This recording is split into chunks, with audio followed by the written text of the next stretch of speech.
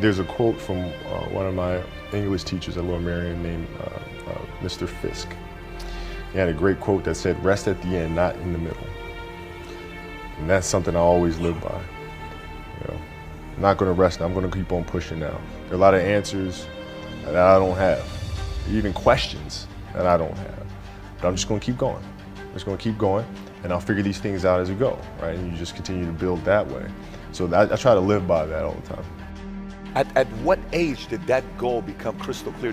I made that deal with myself at 13 years old. At 13 years old? 13 years old. That's the you deal were I made. crystal clear about it? Crystal clear.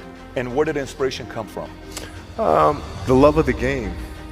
The love of the game, the challenge. Like I would watch Magic play, I'd watch Michael play, and I would see them do these unbelievable things, and I'd say, you know, can I get to that level? I don't know, but let's find out. Let's find out. And so that curiosity to see where I could push this thing led me down that path, I think. I had a summer where I played basketball when I was like 10 or 11 years old, and here I come playing, and I don't score 1 point the entire summer. Not a free throw, nothing, not a lucky shot, not a breakaway layup, 0 points. And I remember crying about it and being upset about it. And my father just gave me a hug and said, listen, whether you score 0 or score 60, I'm gonna love you no matter what. Wow. Now that is the most important thing that you can say to a child.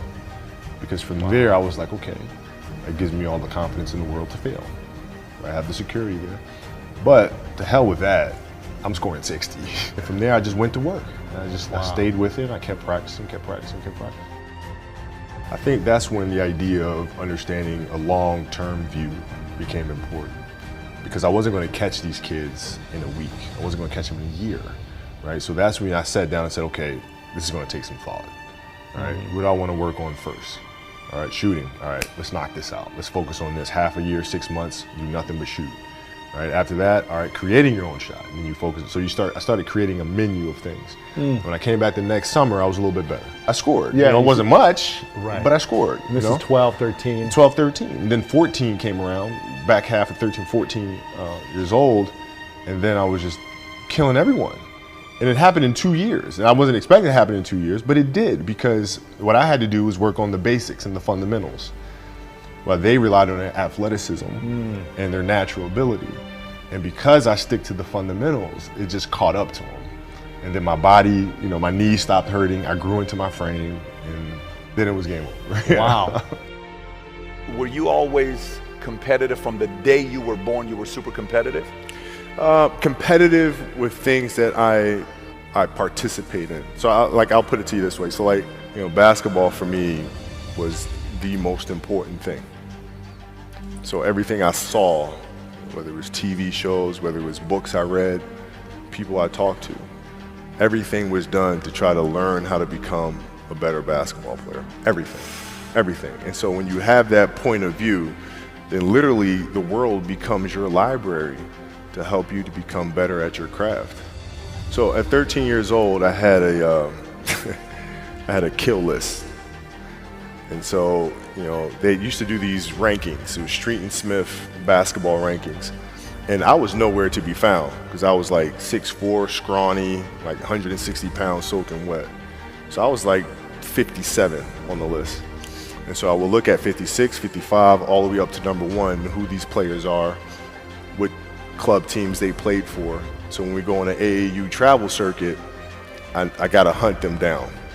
Right? And so that became my mission in high school, is to check off every other person, all those 56 other names, hunt them down and knock them down. So when we played at 13, I would size you up and see what your strengths and weaknesses are. How do you approach the game? Are you silly about it? Are you goofy about it? Are you good at it just because you're bigger and stronger than everybody else? Right? Or is there actually thought and skill that you put into it? Right? And when I'd play to my weaknesses. I always work on the things during those games that I was weak at. Left hand, pull-up jump shot, post game. Right? So I have a strategy. What was really your work ethic like, and for how long did you stay disciplined? Well, I mean, every day. I mean, since 20 years. I mean, it was an everyday process, and trying to figure out strengths and weaknesses. For example, jumping ability. Now, my vertical was a 40, it wasn't a 46 or a 45. My hands are big, but they're not massive. right? So you got to figure out ways to strengthen them so your hands are strong enough to be able to palm a ball and do the things that you need to do. Quickness, I was quick, but not insanely quick. I was fast, but not ridiculously fast, right? So I had to rely on skill a lot more. I had to rely on angles a lot more. I had to study the game a lot more.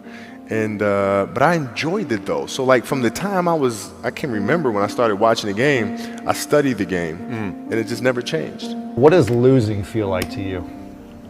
It's exciting Why is it exciting? because it means you have different ways to get better. There's certain things that you can figure out that you can take advantage of, right? Certain weaknesses that were exposed that you need to shore up. Right, so it was exciting. I mean, it sucks to lose, Right. but the hardest thing is to face that stuff. That's a really, really tough.